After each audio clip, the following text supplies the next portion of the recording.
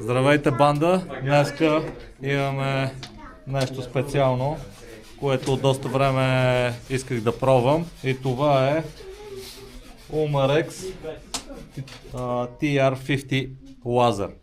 Това е се води тактически револвер, който служи за спортна стрелба и за защита в домашни условия. Вижте сега какво става.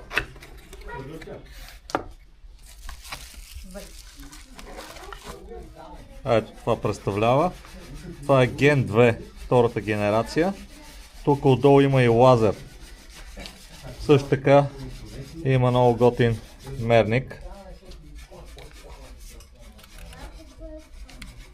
И по този начин тук се зарежда. Сега идва и с батерийки и монтаж за лазера. Лазера се натиска ето това копченце и се изважда. След това се зарежда тук. Така, вече включихме лазера. Ето, много е готино. Заредихме батерийките. Така, сега е време да заредим и пълнителя. За целта имаме гумени топчета.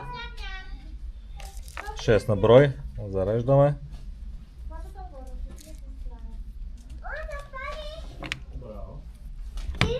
По този начин слагаме тук и пускаме.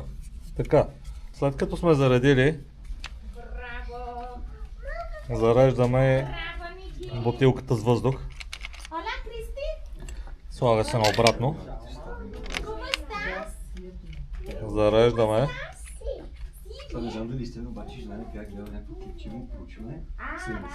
И сега е време да ходим да стреляме. Другото много важно е винаги да държите пръста си. Ето така, нищо, че в момента никога не дръжте пръста си на спусъка. Нищо, че в момента не съм заредил. За да заредим, ние трябва да чукнем отдолу и тогава всъщност ще се зареди камерата с въздух. Айде сега да ходим да стреляме.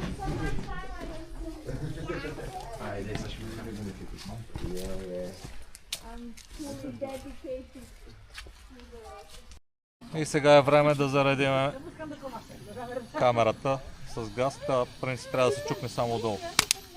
Когато се чукне, ето вече е зареден и тук изкача този предупредителен маркер, който ви казва, че пистолетът е под налягане, вече зареден. И може да пристъпим към стрелба.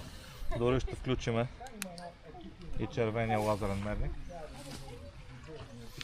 И да видим сега как стреля това чудо.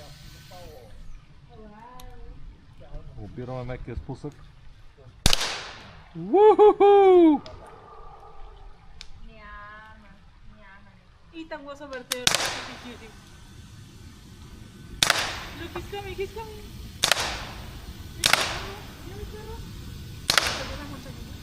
Вау! Доста добра машина, я да видим какво са направили.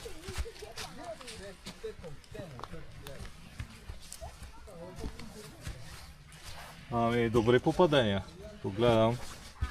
Само че лазерния мерник установих спрямо този не е регулиран, ще трябва да си поиграя да го настроя. Иначе като цяло машината е страхотна. Надявам се да ви е харесало видеото и до скоро.